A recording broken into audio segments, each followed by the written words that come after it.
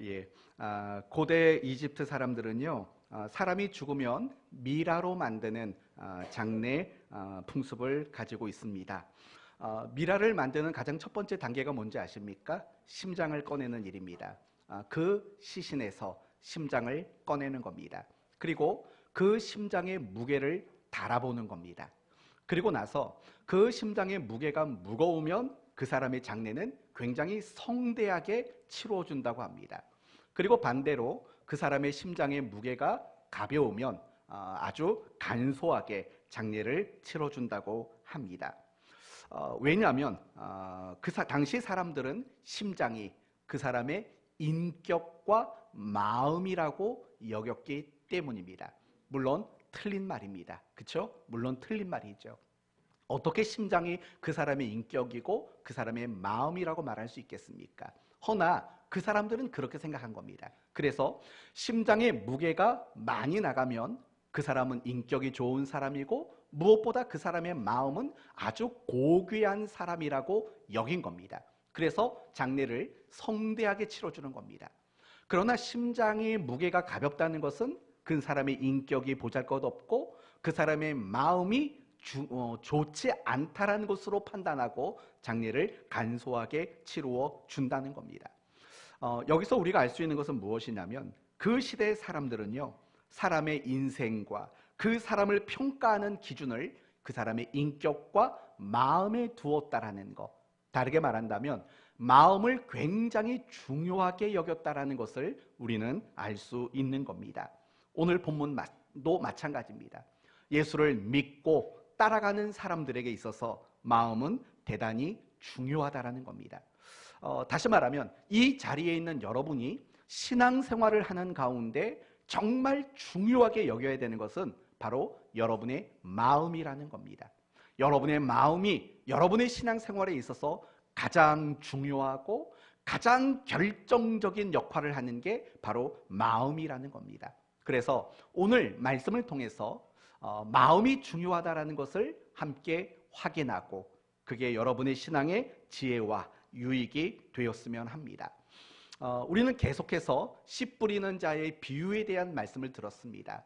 우리가 지난주에 들었던 말씀은 뭡니까?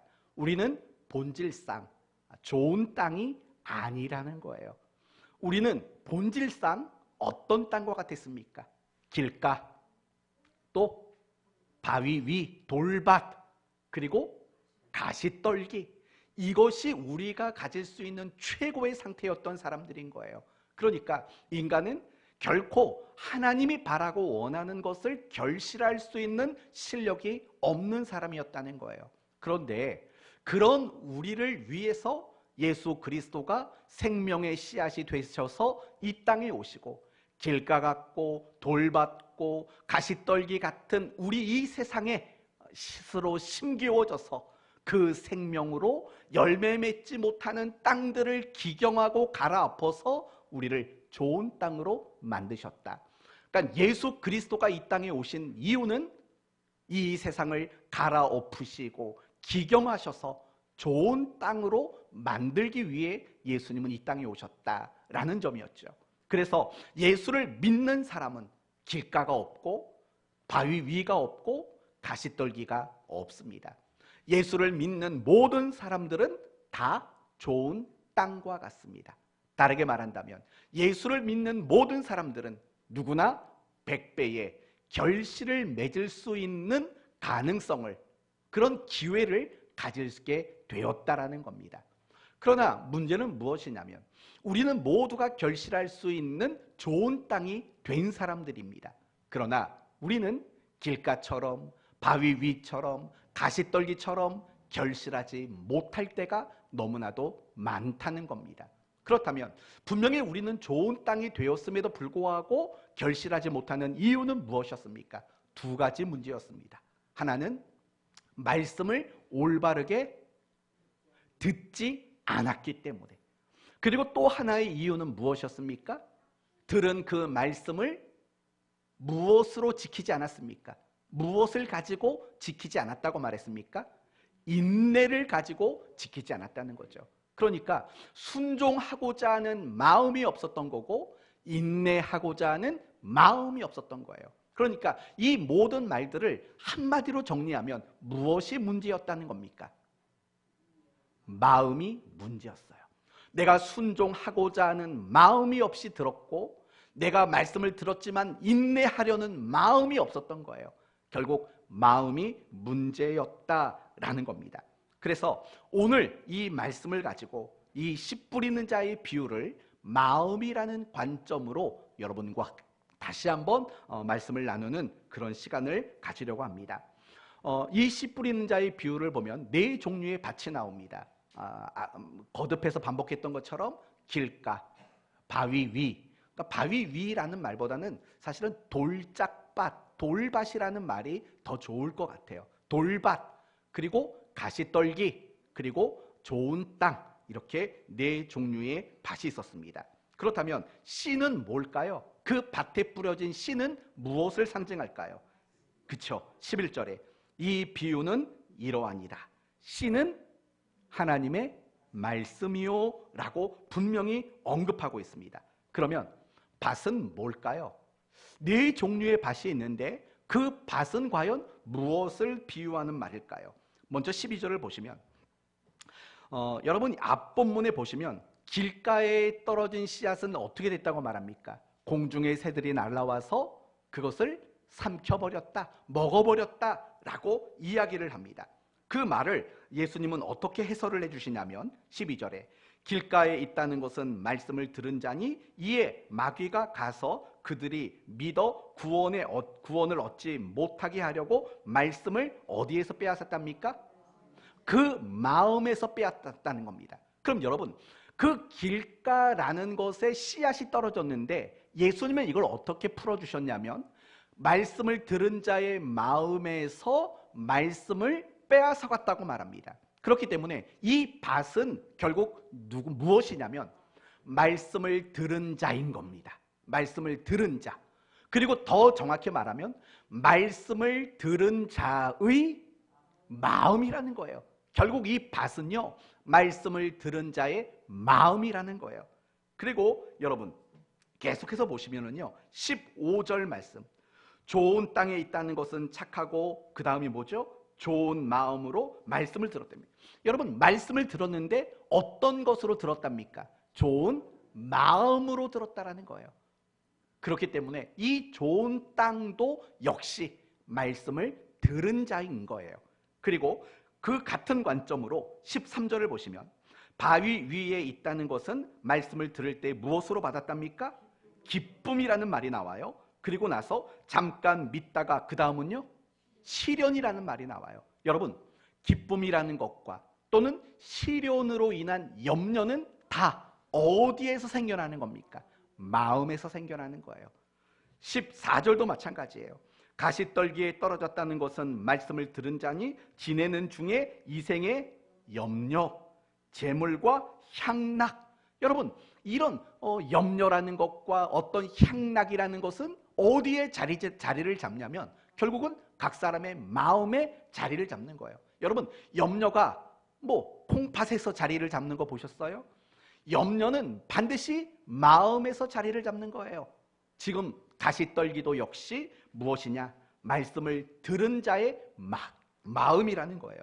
그러니까 결국은 뭐냐면 이 네 종류의 밭은 말씀을 들은 자의 마음이다. 이렇게 우리는 이해를 할 수 있다라는 거예요. 길가, 바위, 가시떨기, 좋은 땅 모두가 말씀을 듣는 자의 누군가의 마음이라는 거예요. 그러니까 결국은 이런 풀이가 가능한 거죠. 길가와 바위와 가시떨기가 결실하지 못했던 것은 결국은 무엇 때문이죠? 말씀을 들은 그 사람의 마음 때문이고, 좋은 땅이라고 비유되는 사람이 100배의 결실을 맺을 수 있었던 것은 그 사람의 무엇 때문입니까? 마음 때문에 가능할 수 있다라는 거예요.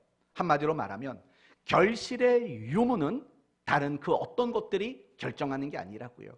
바로 말씀을 들은 그 사람, 말씀 앞에 서 있는 그 사람의 마음이 결실의 유무를 결정하게 된다라는 거예요. 맞아요.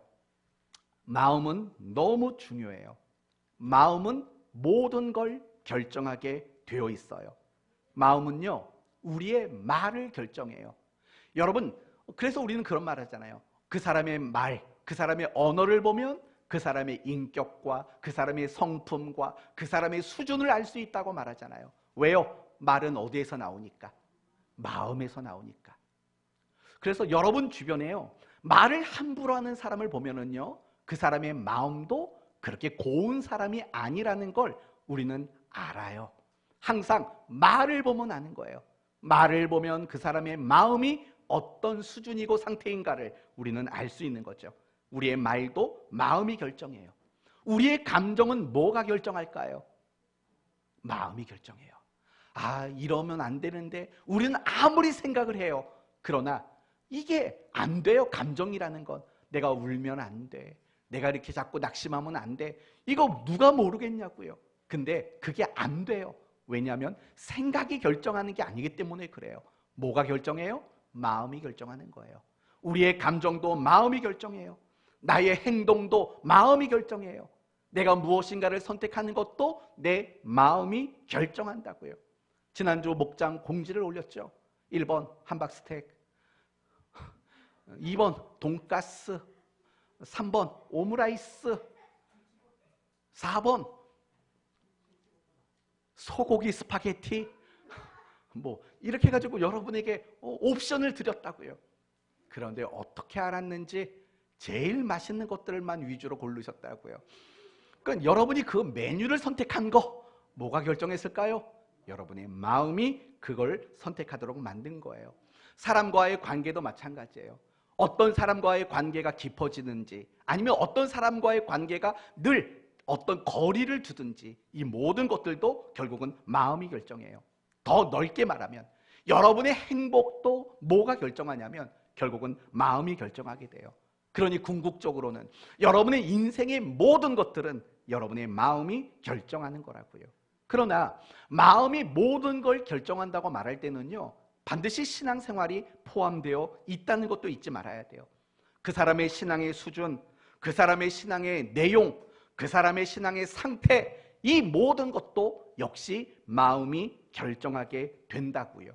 이 부분을 구약 성경과 신약 성경으로 나누어서 함께 살펴보도록 하겠습니다. 먼저 구약 성경에서 확인을 시켜드릴게요. 열왕기나 역대기 말씀을 보면 그 중심이 어떤 내용이냐면 하나님이 그 왕들을 평가하는 내용이 나온다고요. 이렇게 평가를 합니다. 여호와 보시기에 정직하게 행하여 라고 왕을 평가하거나 긍정적으로 평가하거나, 반대로는 여호와 보시기에 악을 행하여 라고 부정적으로 평가하는 이야기가 열왕기나 역대기에 반복되어 나오는 이야기라고요. 그렇다면 결국 이런 거잖아요. 어떤 왕은 하나님 앞에 정직하고 좋은 왕이었다는 거예요. 그러나 어떤 왕은 하나님 앞에 악한 왕이었다라는 거예요. 그러면 이런 평가를 받도록 만든 근거는 뭘까? 그들이 왕으로서 악한 자가 되고 선한 자가 될 수 있도록 만든 결정적인 원인은 뭘까라고 묻는다면 그게 바로 마음이라고 말하는 거예요. 이렇게 말을 해요. 긍정적인 평가를 받은 왕들을 향해서는 이렇게 말을 해요. 그의 마음이 그 조상 다윗의 마음과 같았고 라고 말을 한다고요. 칭찬받는 왕들을 이야기할 때 다윗의 마음과 같았다고 말한다고요. 그리고 반대로 책망받았던 사람들을 이야기할 때는 그 조상 다윗의 마음과 같지 않았고 라고 말을 한다고요. 그러니까 중요한 것은 두 단어죠. 하나는 다윗이고 또 하나의 단어는 마음이라는 단어라고요. 다윗의 마음을 품었던 왕들은 정직하다고 칭찬받는 왕이 된 거고, 그러나 다윗과 같은 마음을 품지 않았던 왕들은 악한 자라고 책망을 받는 왕이 될 수밖에 없다는 거예요.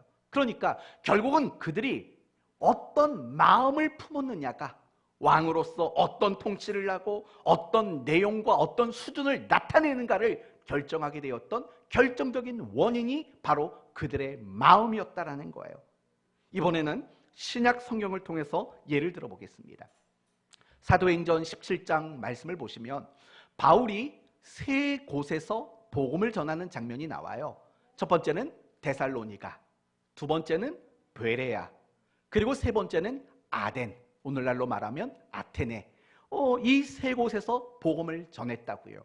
어떤 복음을 전했을까요? 예수 그리스도의 십자가의 복음이죠. 예수님이 십자가에 죽으시고 부활하셨다라는 복음을 똑같이 전했습니다. 그런데 결과는 너무 달랐어요. 데살로니가 지역이나 아니면 베레아 지역에서는 뭐라고 말하냐면 매우 많은 사람들이 믿었다라고 표현을 해요. 굉장히 많은 무리가 예수를 믿게 됐대요. 그런데 아덴 지역에서는 이렇게 말을 해요. 고작 겨우 몇 명뿐이었다라고 말해요. 고작 몇 명뿐이라고 말한다고요. 참 이상한 거 아니에요? 어떤 의미로 본다면 데살로니가나 베레아보다는 아덴이라는 지역이 더 대도시라고요. 더 사람들이 많고 그런 곳이라고요. 그런데도 불구하고 데살로니가나 베레아에서는 많은 사람들이 예수를 믿었지만 아덴이라는 지역에서는 겨우 몇 명만 예수를 믿게 되는 일들이 일어났대요. 과연 그 차이는 무엇일까요? 바울이 컨디션이 좋아서 데살로니가나 베레아에서는 설교를 잘했나요? 그리고 아덴에 가서는 컨디션이 좀 안 좋아서 설교를 잘 못했을까요? 아니죠. 똑같이 주의 복음을 잘 전했을 거라고요. 그러나 차이가 났다고요. 그 차이가 난 이유가 뭐냐? 바로 마음의 문제라고 이야기해요. 마음의 문제. 예를 들면 데살로니가나 베레아 사람들을 향해서는 이렇게 말이 나와요. 간절한 마음으로 말씀을 받고, 간절한 마음으로 말씀을 받았대요. 마음이 참 달랐다라는 거죠. 그런데 아덴 사람들을 향해서는 이런 말들이 나와요. 가장 새로 되는 것을 말하고 듣는 것 이외에는 달리 시간을 쓰지 않음이로라 라고 말한다고요. 무슨 말이냐면 그들이 바울이 전하는 복음에 귀를 기울였던 이유는 뭐냐? 새로운 정보, 새로운 지식에 대한 호기심과 탐구의 마음으로 들었다라는 거예요. 정말 인간 그 본질상 중요한 메시지로 들은 것이 아니라, 야, 새로운 학문이네, 새로운 설득력 있는 주장이네 라는 식의 어떤 지적 호기심으로 말씀을 들었다라는 거예요. 그러나 데살로니가나 베레아 사람들은 어떻게 들었다고요? 간절한 마음으로 들은 거예요. 인간의 그 본질상 가장 필요한 메시지로 간절한 마음으로 들었다는 거예요. 결국 똑같은 복음을 전했음에도 불구하고 그렇게 차이가 날 수밖에 없었던 것은요, 그들의 마음이 달랐기 때문에 그런 차이를 만들 수밖에 없었다라는 거예요. 마음이 모든 걸 결정하는 거예요. 그 신앙의 수준과 신앙의 내용과 신앙의 상태를 마음이 결정한다고요. 그래서 구약 성경에서 대단히 유명하고 중요한 구절, 신명기 6장 5절이에요. 뭐라고 말하냐면 너는 마음을 다하고 뜻을 다하고 힘을 다하여 내 하나님 여호와를 사랑하라. 이 말씀이 등장한다고요. 이게 구약 성경에서 제일 중요한 말씀이라고 말해도 틀린 말이 아니라고요. 근데 무슨 뜻이냐면 이런 말이죠. 하나님을 사랑하고 하나님께 순종하는 거, 이 모든 건 다 무엇이 결정한다는 겁니까? 마음이 결정한다는 거예요. 그래서 마음을 다하고가 가장 첫 번째 등장하게 되는 거예요. 내가 하나님께 순종하고 내가 그 하나님을 사랑하느냐, 이걸 결정짓는 것은 결국 그 사람의 마음이 이 모든 것들을 결정짓는다라는 거예요. 내가 어떤 마음을 가지느냐, 내가 어떤 마음을 품느냐, 그게 여러분의 신앙의 모든 모습과 내용과 수준을 결정할 수밖에 없다라는 거예요. 다시 말해볼까요? 여러분이 어떤 마음을 품느냐에 따라 여러분은 좋은 땅이지만 길가가 될 겁니다. 여러분이 어떤 마음을 품느냐에 따라서 여러분은 좋은 땅이지만 돌짝밭이 될 겁니다. 여러분은 좋은 땅이지만 여러분의 마음에 따라서 가시떨기가 되기도 할 겁니다. 우리가 신앙의 결실을 맺어내지 못하는 이유, 다른 이유가 아닙니다. 여러분이 좋은 땅이 아니기 때문에 결실을 못하는 게 아니에요. 여러분은 이미 다 좋은 땅이라고요. 그러나 그럼에도 불구하고 결실하지 못하는 이유, 그것은 여러분의 마음이 결실할 만한 마음이 되지 않았기 때문이라는 거예요. 우리의 신앙생활을 한번 돌아보십시오. 모든 걸 마음이 결정한다는 사실을 우리는 압니다. 여러분이 오늘 온라인 예배를 드리지 않고 이 자리에 나올 수 있었던 이유가 뭡니까? 바로 마음이 여러분을 이 자리에 앉도록 만든 거예요. 여러분이 예배를 드리는 이 자세도 무엇이 결정합니까? 여러분의 마음이 정하는 거예요. 어떤 사람은 졸고, 어떤 사람은 딴 생각하고, 어떤 사람은 말씀에 집중해서 듣고, 이 모든 걸 다 결정하는 거, 사실은 여러분의 마음이 정하는 거라고요. 말씀을 듣는 이 순간 여러분의 마음이 딴 곳에 가 있다면, 잠들어 있다면 여러분은 길가가 되는 거죠. 아무리 말씀의 씨앗이 뿌려져도 여러분의 밭에는 뿌리 내릴 만한 것이 없을 수밖에 없죠. 여러분이 말씀을 듣는 이 시간, 여러 가지 세상적인 염려를 가지고 있다면 하나님의 말씀이 그 속에서 자라지는 못하겠죠. 여러분이 여전히 예배를 드리면서 이 자리에 있지만 세상에 대한 욕심과 욕망이 여러분의 마음을 지배하고 있다면 그 기운에 막혀 말씀이 결실될 수가 없게 되는 거죠. 모든 건 다 마음이 결정한다고요. 여러분이 예배 생활을 열심히 하는 거, 여러분이 매일같이 말씀 보고 기도하는 거, 여러분이 늘 순종하며 헌신하는 거, 이 모든 것들은 결국 여러분의 마음이 결정하는 겁니다. 물론 우리는 이렇게 핑계대죠. 환경, 현실, 내 상황, 내 처지, 이런 것들을 우리는 핑계하는 것뿐입니다. 사실은 이 모든 걸 결정하는 것은 우리의 마음이라는 것을 여러분은 잊지 말아야 합니다. 밭은 거짓말하지 않아요. 여러분, 우리나라 속담에 이런 말이 있죠. 콩 심은 데 콩 나고 밭 심은 데 팥 나는 거예요. 여러분, 밭은 절대 거짓말을 안 해요. 콩을 심었는데 밭이 팥을 내는 걸 보신 적 있어요? 없다고요. 내가 심은 그 씨앗이 나오게 돼 있어요. 밭은 항상 정직하거든요. 여러분의 마음의 밭도 마찬가지인 거예요. 여러분의 마음도 밭과 같아서 여러분의 마음에 어떤 걸 심느냐에 따라서 그게 결실하게 되는 거예요. 여러분의 마음도 결코 거짓을 말하지 않아요. 마음이 모든 걸 결정한다는 사실을 꼭 잊지 않는 여러분 되시기를 바랍니다. 그러면 우리는 한 가지 명확한 걸 확인했어요. 뭐냐면 마음이 모든 걸 결정한다는 거. 나의 신앙생활의 모든 거, 내가 예배에 나가든 기도하든 순종하든 아니면 전도에 함께 참여하든 이 모든 건 상황이나 현실이나 이런 게 결정하는 게 아니라 내 마음이 결정하는 거. 여기까지 우리는 왔습니다. 그러면 어떻게 하시겠습니까? 마음이 모든 걸 결정한다면 여러분은 반드시 세 가지를 하셔야 합니다. 첫째는 여러분의 마음을 늘 점검하셔야 됩니다. 내 마음의 상태는 어떤지, 혹시 내 마음에 나쁜 감정은 없는지, 내 마음에 혹시 부정적인 생각은 자리 잡고 있는 것은 없는지, 내 마음에 나쁜 씨앗이 뿌려진 것은 없는지 우리는 늘 점검해야 합니다.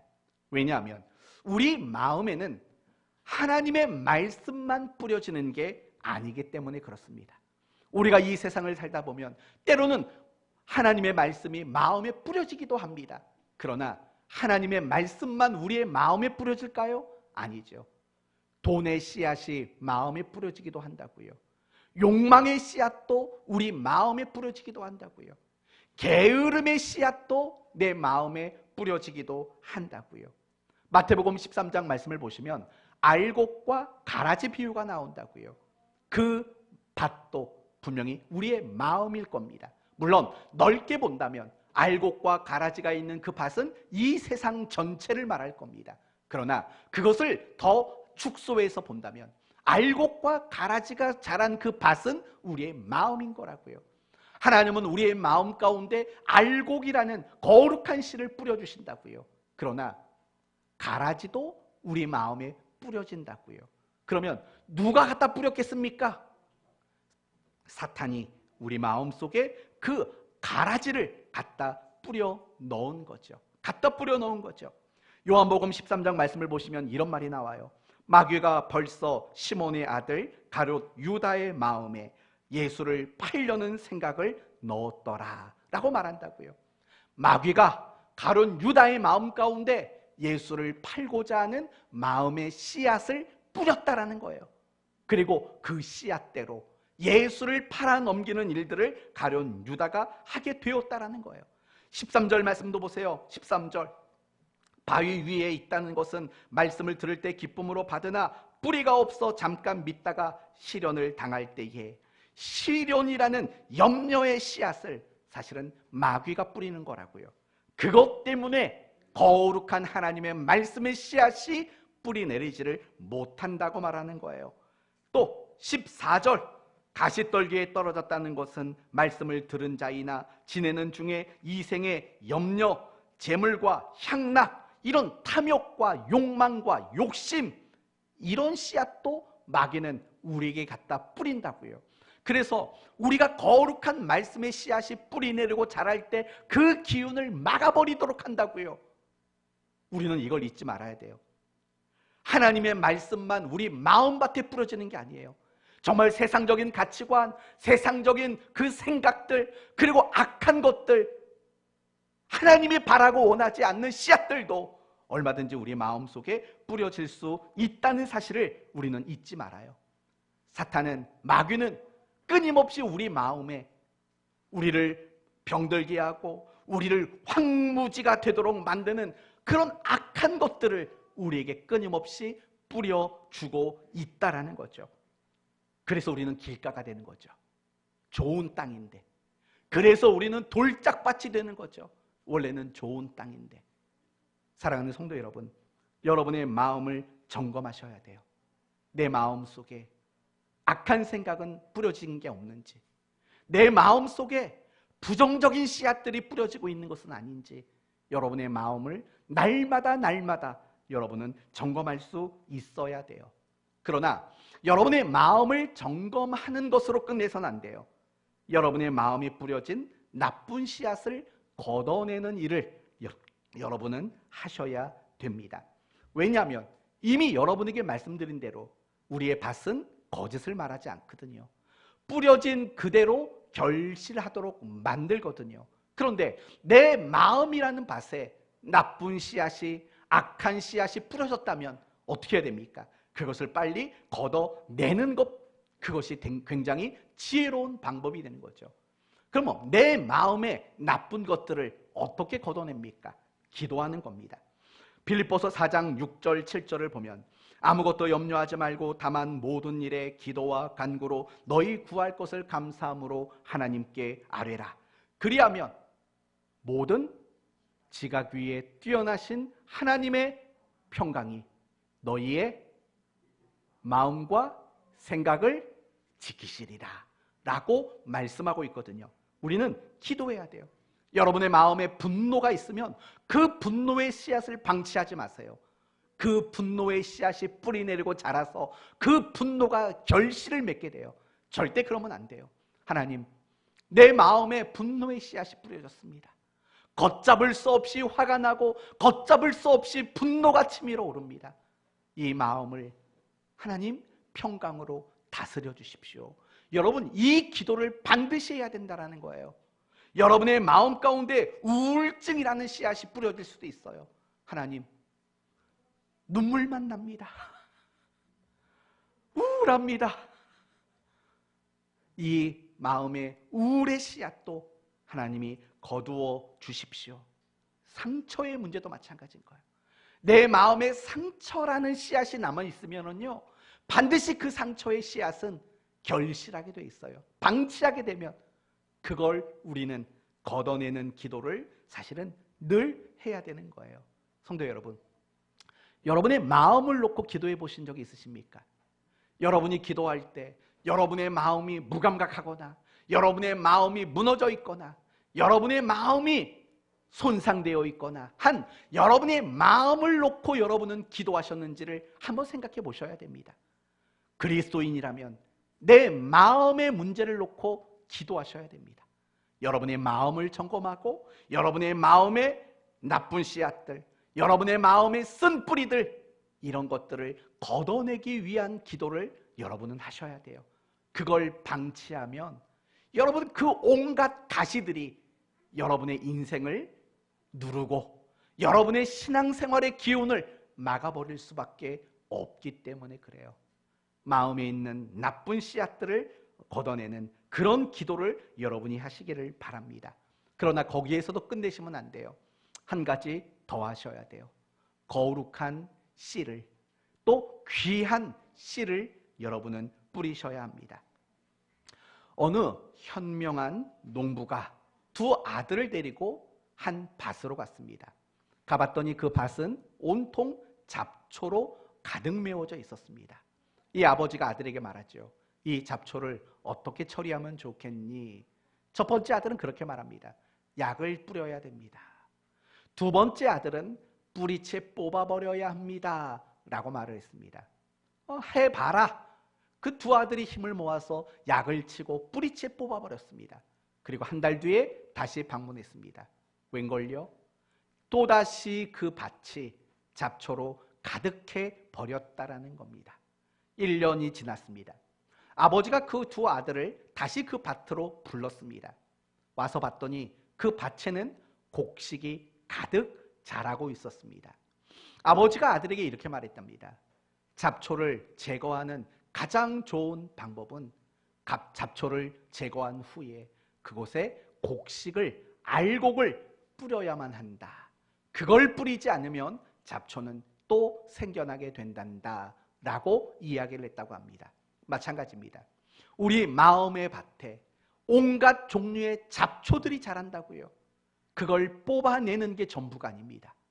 그 마음의 밭에 여러분은 거룩하고 귀한 씨를 뿌리는 일들, 바로 그런 일들을 해야만 한다는 거예요. 사랑하는 성도 여러분, 여러분이 신앙생활을 하면서 어떤 결심이라는 걸 좀 해보셨는지 좀 생각해 보세요. 여러분 벌써 10월 달도 중순이 지나가고 있어요. 10월 한 달 여러분이 신앙의 결심을 했던 게 과연 뭐가 있습니까? 제가 여러분에게 결심을 물어보는 이유는 뭐냐면 그 결심이라는 것 자체가 뭐냐? 결국 내 마음의 밭에 무엇을 뿌리는 것과 마찬가지입니까? 씨앗을 뿌리는 것과 마찬가지이기 때문에 그렇습니다. 예를 들면 이런 거죠. 내가 이번 한 달부터, 이번부터 내가 예배 생활 열심히 하겠다. 내가 새벽에도 열심히 나가고 수요 예배도 열심히 나가고 주일 예배도, 주일 오후 예배도 내가 열심히 들어보겠다. 여러분 이런 결심들을 해보셨냐고, 보셨는지 생각해 보세요. 안 하셨을 거예요. 안 하셨으니까 그 결과는 무엇이냐면 그 예배에 대한 결실들이 아무것도 맺어지지를 않는 거라고요.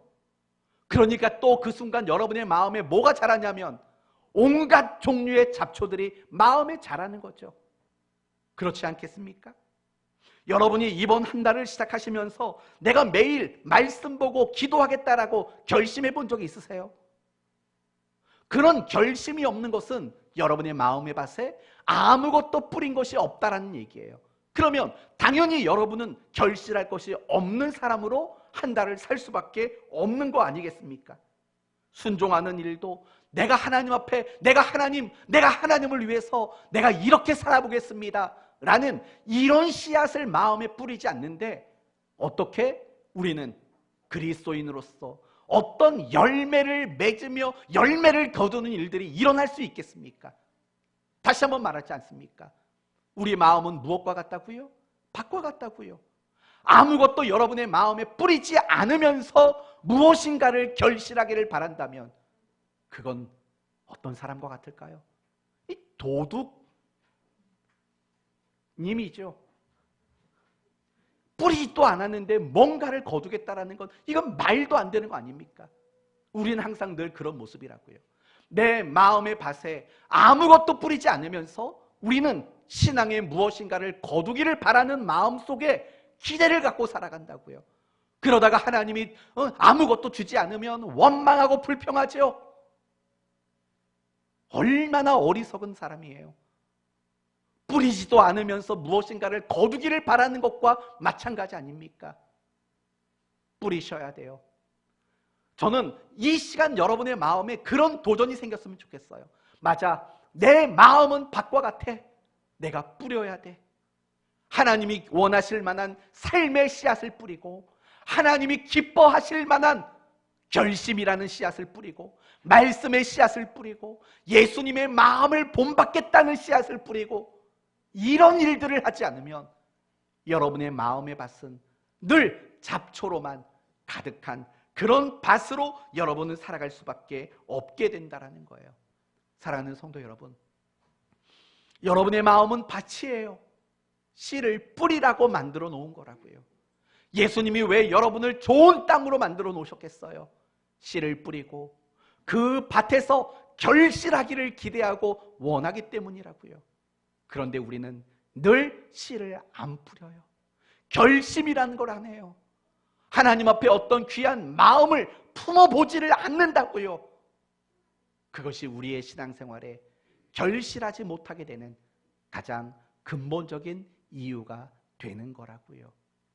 저는 여러분의 마음속에 정말 많은 씨앗을 뿌렸으면 좋겠어요. 여러분, 신앙이 뭐라고 생각합니까? 신앙은 내 마음에 거룩한 씨를 뿌리는 게 신앙이라고요. 성경을 가만히 보면은요, 무엇으로 우리의 신앙을 자주 묘사하냐면 농부의 모습으로 우리의 신앙을 자주 묘사할 때가 많다고요. 물론 1차적인 이유는 그 시대가 농경사회였기 때문이겠죠. 목축업이 있는 사회였기 때문에 그럴 수 있어요. 하지만 너무 똑같다라는 거예요. 우리의 신앙생활은 농사와 똑같아요. 조금만 방심하면 농사가 망치는 거 아니에요. 조금만 등한시하면 밭에 잡초가 가득 차게 되는 거 아니에요. 우리의 신앙은 밭과 같아요. 그래서 여러분 자신의 마음에 거룩한 씨앗을 뿌리는 거, 그게 신앙생활이라고요. 내가 그 어떤 씨도 뿌리지 않는다면 그건 신앙생활이 아니죠. 신앙생활이란 내 마음의 밭에 씨를 뿌리는 거고, 더 나아가서 누군가의 마음에도 거룩한 씨를 뿌려주는 게 신앙생활이라고요. 그걸 우리는 해야 된다고요. 여러분의 자녀의 마음의 밭에 여러분은 거룩한 씨를 많이 뿌려줘야 돼요. 근데 예수 믿는 부모들이 그 일을 안 하지요. 온통 하는 일들은 뭐냐? 공부 잘해야 돼. 그래야 좋은 대학 가. 갑자기 뜨끔하네요. 저도 자식을 놓고 너 앞으로 뭐가 될래 물어보면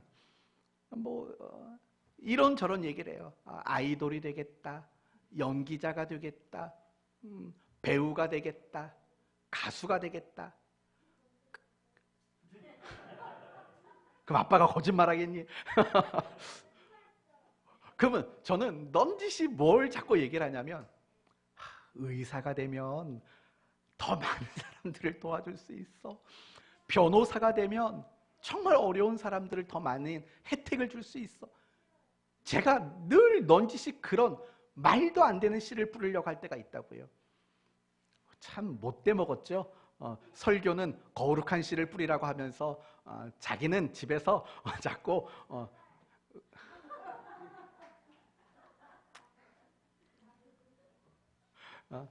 자꾸 의사 씨를 뿌리려고 하고 변호사 씨를 뿌리려고 하고 솔직히 그냥 저는 그렇게 됐으면 좋겠어요. 그래서 정말 오지에 나가서 아니면 정말 농어촌 지역에 가서 어려운 분들을 정말 도와주는 사람이 되면 좋겠다라는 생각이 들어요. 가끔씩 그런 생각도 해요. 제가 목사가 아니었다면, 옛날로 돌아가서 다시 한번 직업을 선택하라면 나는 뭐 하면 좋을까? 의사가 저는 딱 좋아요. 왜냐하면 돈 잘 벌어서가 아니라 성격이 맞아요. 성격이 꼼꼼하고 집요한 이런 구석이 있어가지고요. 그런 거 하면 참 좋아요. 저는 어떤 일에 집중하면 밤을 새도 전 좋아요. 그런 직업이 맞고, 검사. 또 오해하지 마세요. 공부 잘했나 보다. 공부 겁나게 못했어요. 검사가 되면 되게 좋아요. 왜냐하면 성격에 맞아요. 자꾸 남이 못하는 흠을 저는 발견을 되게 잘하거든요. 말을 안 해서 그런 거죠. 딱 보면은 그 사람이 왜 저렇게 말하고 저런 행동을 하는지 알아요. 그리고 따져 물을 수 있어요. 반박할 수도 있고요, 입을 다물게도 할 수 있어요. 넌 좀 조용히 좀 해라, 하마. 아무튼 그래서 검사를 하면 정말 죄인을 형벌을 늘릴 자신이 있어요. 무서워요? 근데 새 사람이 됐어요. 근데 그래서 전 딸에게 검사가 되라고 말하지 않아요. 변호사가 되라고 말하죠. 제가 옛날에 설교할 때 여러분에게 그런 설교한 적이 있어요. 그리스도인은 검사가 되면 안 되고 변호사가 돼야 된다. 변호사는 뭐냐면 이 사람이 분명히 죄를 지었어요. 그렇잖아요. 근데 형벌을 덜 받도록 도와주는 거잖아요. 그래서 변호사가 되라 라는 얘기를 가끔씩 하는 거죠. 여러분에게도 마찬가지예요. 검사처럼 행동하지 말고 변호사가 되라. 서로 검사가 되면 이게 살발해서 살 수 있겠냐고요. 하지만 서로가 변호사가 되면 얼마나 좋아요. 서로 막 변호해줘요. 저 사람 왜 저래? 누가 그러면 그거는 이래서 그렇고 저래서 그래. 변호해주면 얼마나 좋냐고요. 그쵸? 왜 그런 얘기가 나왔는지 모르겠지만 부모 얘기하다 그랬죠. 예수 믿는 부모도요, 자식의 마음의 밭에 하나님 나라에 대한 씨를 뿌려주지 않고 하나님을 사랑하는 것에 대한 씨를 뿌리지 않고 말씀에 대한 씨를 뿌리지 않고 그리스도인의 삶이 어떠한가에 대한 씨를 뿌려주는 일들을 안 한다는 이야기를 여러분에게 드리고 싶은 거예요. 신앙은 내 마음의 씨를 뿌리는 거지만 누군가에게, 특히 내 자녀들에게 거룩한 씨를 뿌려주는 거, 그게 사실은 그리스도인의 신앙의 모습이라는 거예요. 부모된 여러분 한번 정말 정직하게 스스로를 생각해 보세요. 나는 내 자녀들에게 정말 하나님 나라의 씨앗을 나는 뿌려주고 있는지.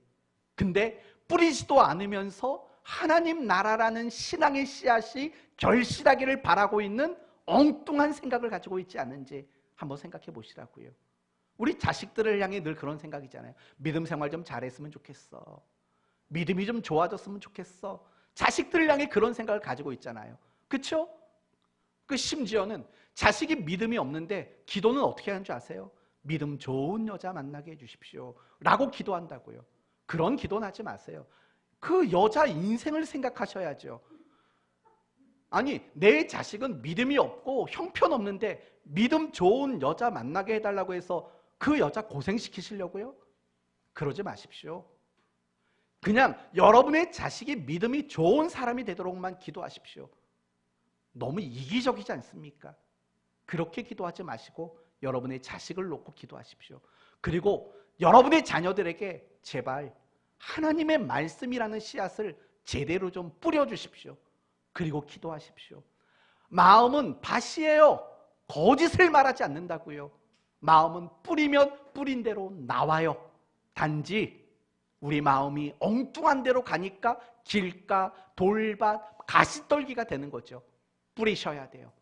여러분의 마음에 거룩한 씨를 뿌리고 여러분의 주변에 있는 사람들, 특히 여러분의 가족들에게 거룩한 씨를 많이 뿌릴 수 있는 여러분이 되시기를 바랍니다. 저는 지금까지 두 가지를 말씀을 드렸어요. 하나, 우리의 마음은 밭과 같다. 모든 걸 결정한다. 그러니 어떻게 하라고요? 마음을 점검하고 나쁜 씨앗은 걷어내고 거룩한 씨앗을 우리는 뿌려야 한다까지 왔습니다. 이제 마지막으로 한 가지만 더 말씀드리고 마치려고 합니다. 이 마음과 관련해서 여러분에게 꼭 드리고 싶은 말씀이 있었어요. 무엇이냐면 여러분은 마음을 지켜야 된다는 거예요. 우리가 하나님 앞에 귀한 마음을 품잖아요. 예를 들면 어제처럼 하나님, 제가 전도하겠습니다. 여러분, 일주일 내내 세상에서 수고하시다가 토요일 쉬는 날 나와서 전도하는 거, 그거 선택이 쉬운 걸까요? 그거 어려워요. 얼마든지 핑계 댈 수 있죠. 너무 힘들어서요. 너무 피곤해서요. 전도하는 거 쑥스러워서요. 핑계 댈 수 있죠. 그러나 어제 10분이 나오셨다고요. 10분이 나오셔서 그 전도하는 일에 함께 했다고요. 어쩌면 여러분 가운데는요, 나도 할 거예요 라고 마음을 품은 사람이 있을 거라고요. 그러나 그 마음을 끝까지 지키지 못해서 어제 못 오신 분도 분명히 있다라고요. 제가 이런 말을 하는 이유는 뭐냐? 내 마음에 아무리 거룩한 씨를 뿌리고 아무리 귀한 마음을 품어도요, 그걸 끝까지 지켜내지 않으면 결실하지 못하기 때문에 그래요. 우리가 마음을 지키는 일이 중요해요. 마음을 지키셔야 돼요. 내가 결심한 거, 내가 하나님 앞에 품었던 귀한 결심과 귀한 마음들, 이런 것들을 지킬 수 있는 마음이 여러분에게 필요하다라는 거예요. 마음을 지키지 못하면 죄를 짓게 돼요. 마음을 지키지 못하면 신앙이 흔들리고 신앙이 무너지게 돼요. 마음을 지키지 못하면 우리는 절망에 사로잡힐 수밖에 없게 되는 거예요. 마음을 지킬 수 있어야 돼요. 우리가 죄를 짓는 이유가 뭘까요? 마음을 못 지켜서 그래요. 이게 잘못된 것이다, 죄라는 것을 알아요. 근데 죄를 지어요. 왜요? 마음을 못 지켰으니까. 우리가 신앙생활이 잘 안 되는 이유가 뭘까요? 마음을 지키지 못해서 우리는 신앙생활을 잘하지 못하게 되는 거라고요. 우리가 귀한 마음을 품는 것 중요해요. 그러나 그 마음을 끝까지 지켜내는 게 굉장히 중요하다고요. 그래서 잠언서 4장에는 이런 말이 나와요. 여러분 아시면 같이 해보세요.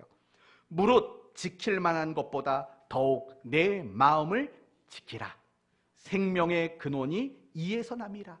여러분, 생명의 근원이 어디에서 나온다는 거예요? 마음에서 나온다는 거예요. 그래서 마음을 지키라고는 말하죠.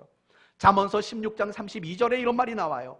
노하기를 더디하는 자는, 이거 결국 뭐예요? 마음을 지키는 거잖아요. 용사보다 낫고, 자기 마음을 다스리는 자는 무엇을 빼앗는 자보다 나아요? 성을 빼앗는 자보다 나으니라 라고 말하는 거죠. 마음을 다스리는 것이 그 어떤 것보다도 중요한 일이라고 말하죠. 그래서 골로새서 3장 15절에 이런 말이 나오죠. 그리스도의 평강이 너희 마음을 주장하게 하라. 그리스도의 마음이 너희 마음을 주장하게 하라. 그리스도의 평강이 여러분의 마음을 지켜주지 않으면 우리가 가지고 있었던 그 모든 결심이든 각오든 씨앗이든 그것이 결실될 수가 없는 거거든요. 여러분이 신앙이 무너지는 순간이 언젠가를 보세요. 언제예요? 마음을 지키지 못할 때예요. 마음을 지키지 못하면 우리의 모든 것들이 무너지고 변질되어질 수밖에 없다는 사실을 잊지 말아야 돼요. 마음을 지키셔야 돼요. 물론 우리 마음을 지킨다는 거, 그거 쉬운 게 아니에요. 왜냐하면 마음은 내 의지대로 되는 게 아니기 때문에 그래요. 그렇죠? 내가 아무리 이러지 말아야지, 이런 생각하지 말아야지, 이런 감정에 휩싸이지 말아야지, 아무리 마음을 가지고 생각을 해도요, 의지대로 안 된다고요. 안 돼요. 뿐만 아니라 우리 마음은 전쟁터예요. 전쟁터. 우리 마음은 귀한 마음과 악한 마음들이 끊임없이 싸우는 전쟁터라고요. 내가 원하는 마음이 있지만, 귀한 마음이 있지만 반대의 마음도 반드시 있다는 거예요. 로마서 7장을 보면 바울이 이렇게 말을 해요. 하나님, 나는 하나님의 뜻대로 살고 싶습니다. 그러나 내 속에 또 다른 법이 있습니다. 자꾸 죄를 지으려고 하는 본성들이 드러납니다. 이거 가지고 바울이 얼마나 탄식합니까? 그게 로마서 7장의 이야기 아닙니까? 여러분도 마찬가지예요. 여러분 오늘 교회 나와서 예배를 드릴 때 하나님 앞에 예배 잘 드리려고 나왔잖아요. 그런데 그 마음이 뜻대로 되질 않는다고요. 내 마음이 전쟁터이기 때문에 그래요. 내가 누군가를 사랑하는 것도 마찬가지예요. 내가 마음으로는 그 사람을 사랑하고 싶어요. 근데 내 마음대로 안 돼요. 순종의 문제도 마찬가지예요. 내 마음에 귀한 마음이 있지만 그것에 반대되는 마음도 분명히 있다고요. 그렇지 않습니까? 있다고요. 내 마음은 늘 전쟁터예요. 지금 여러분의 마음이 지금 전쟁터인 거 아닙니까? 하나님의 말씀을 들으면서 그래, 내가 지금까지는 안 했던 결심들 해보자.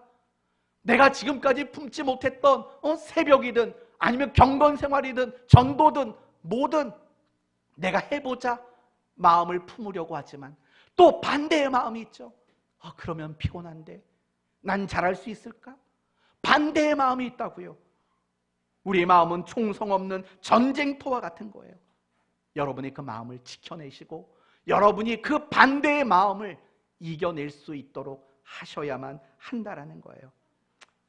방법은 아까 말한 대로 기도 말고는 사실은 없어요. 여러분이 하나님 앞에 여러분이 품은 그 마음을 잃어버리지 않고 놓치지 않도록 여러분이 열심히 기도하는 거, 그것 말고는 사실은 방법이 없어요. 이 마음의 문제에 있어서는 내 의지와 내 노력만으로는 되어지질 않아요. 물론 여러분의 의지와 노력이 필요 없다는 게 아니에요. 필요해요. 하지만 그 여러분의 노력과 의지와 더불어 하나님의 도우심, 하나님의 우리의 마음을 지켜주시는 은혜가 우리에게 임해야 된다는 거예요. 여러분의 마음에 귀한 씨를 뿌리신 분이 계신다면, 그리고 여러분의 마음에 뭔가 귀한 마음, 하나님이 기뻐하실 만한 마음을 품으신 분이 계시다면 기도하셔야 돼요. 그 마음이 무너지지 않도록, 그 마음이 흔들려지지 않도록, 그 마음이 뽑혀지지 않도록 우리는 기도하셔야 돼요. 그 마음을 지키지 않으면 여러분이 힘들게 품었던 그 귀한 마음이 아무것도 아닌 것이 될 수밖에 없기 때문에 그래요. 사랑하는 성도 여러분, 하나님은 여러분이 지금 품고 있는 그 귀한 마음, 그 거룩한 결심들을 하나님은 기뻐하실 겁니다.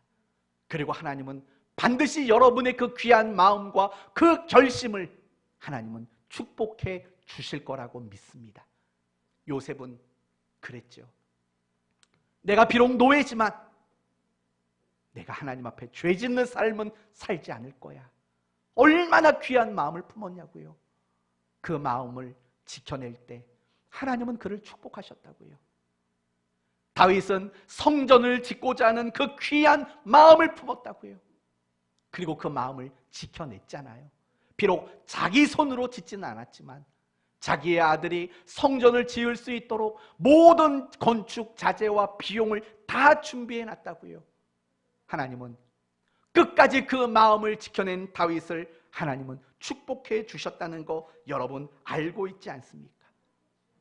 다니엘과 그 친구들, 정말 자신을 더럽히지 않겠다고 하나님의 뜻에서 벗어나지 않겠다는 그 귀한 마음을 끝까지 지켰잖아요. 7배 뜨거운 풀무불 앞에서도 지켰고 사자 우리 앞에서도 지켰다고요.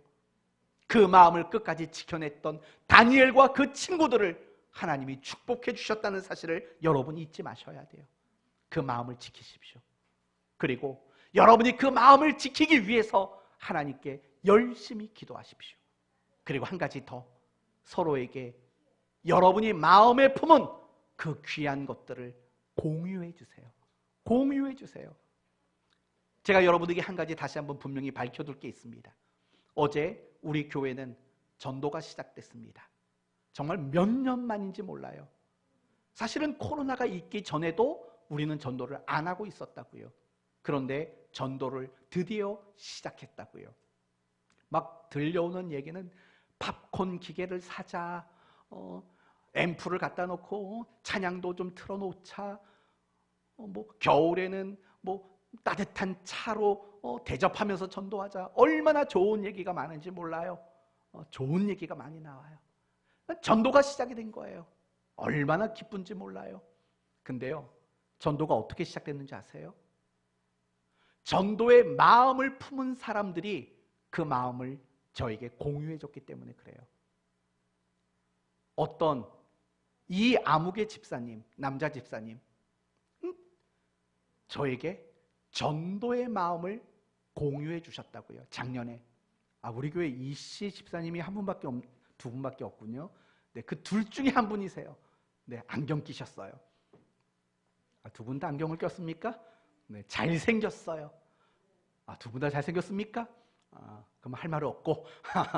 아무튼 그 마음을 저에게 공유해 줬어요. 그리고 얼마 전에도, 몇 달 전에도 어떤 분이, 집사님이 전도하고 싶다고 전도의 마음을 저에게 공유해 줬어요. 또 어떤 권사님들이 저에게, 뻔하죠 권사님들이 전도에 대한 마음을 공유해 주셨다고요. 그 귀한 마음을 공유하니까요, 결국 어떤 게 되냐면 결실이라는 게 맺어지는 거예요. 그래서 시작이 된 거예요. 만약에 여러분이 그 전도의 마음을 함께 공유해 주지 않았다면 전도는 더 훗날 시작될 수밖에 없었을 거라고요. 제가 이런 말 하는 이유는 뭐냐면, 여러분이 가지고 있는 귀한 마음들이 있잖아요. 거룩한 마음들, 결심들이 있잖아요. 그걸 지켜내는 방법에 대해서 말하는 거예요. 그걸 누군가에게 이야기하세요. 그러면 당연히 그 사람은 여러분이 그 공유한 귀한 마음을 가지고 기도해 줄 거라고요. 그리고 그것을 함께 공유하면 나도 더 잘 지킬 수 있게 될 것이라고요. 이제 조금 있다가 레스토랑 갈 거예요.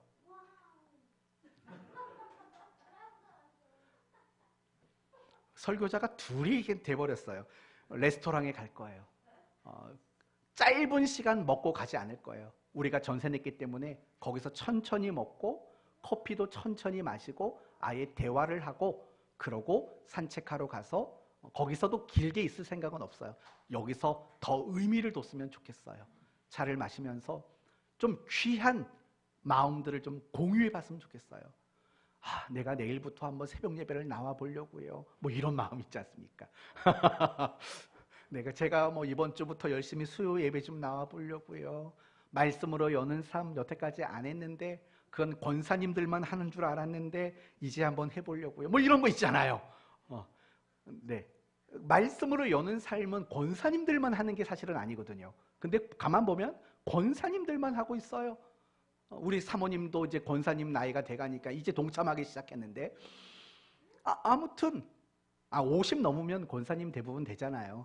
그 얘기를 한 거예요. 네, 여하튼 그런 귀한 마음들을 좀 많이 서로 공유했으면 좋겠어요. 그래서 그 사람을 위해서 기도합시다 그러면 별로 떠오르는 게 없잖아요. 맨날 밥 잘 먹고 건강하게 살게 해주십시오. 이거 말고는 할 기도가 없잖아요. 근데 귀한 마음을 공유하게 되면은요, 기도할 게 생기는 거죠. 저분이 그런 마음을 품었는데 결실하게 해달라고 그렇게 기도할 수 있게 되는 거거든요. 함께 공유합시다. 목회자도 사실은 여러분에게 공유해야 돼요. 제가 가지고 있는 귀한 마음 같이 공유하고 그럴 때 우리는 마음을 더 잘 지킬 수 있게 될 줄로 믿습니다. 이제 오늘 말씀을 마치겠습니다. 마음은 무엇과 같다고요? 밭과 같아요. 여러분의 마음의 밭에 무엇을 뿌리든지 그대로 결실하게 돼요.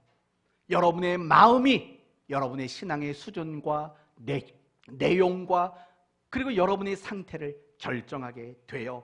그렇기 때문에 마음을 늘 점검해야 돼요. 내 마음에 우울한 마음이 찾아와 있지 않은지, 내 마음에 나쁜 감정이 와 있지 않은지, 내 마음에 부정적인 것들이 나쁜 씨앗들이 뿌려진 게 없는지 잘 점검하시고 기도로 그 나쁜 씨앗들을 걷어내시고 하나님 앞에 귀한 마음 그리고 말씀이라는 거룩한 씨를 날마다 뿌리십시오. 그러면 열매를 맺게 될 겁니다. 물론 그 마음을 지켜내는 게 훨씬 더 중요해요. 귀한 마음을 품는 것도 복되지만 그 품은 마음, 뿌려진 씨앗을 끝까지 잘 지켜내는 게 훨씬 더 중요한 일인 겁니다. 그걸 위해서 기도하시고 함께 서로 그 마음을 나누고 공유하십시오. 이 한 주간 여러분의 마음의 밭을 잘 가꾸십시오. 이 한 주간 여러분의 마음을 잘 다스리십시오. 그래서 열매 맺는 한 주간 되시기를 예수 그리스도의 이름으로 축원드립니다. 아멘. 기도합시다. 하나님 감사합니다. 오늘 이 시간 하나님의 말씀을 통해 마음은 밭과 같다고 함께 묵상했습니다. 마음에 무엇을 뿌리든 그대로 결실하게 됩니다.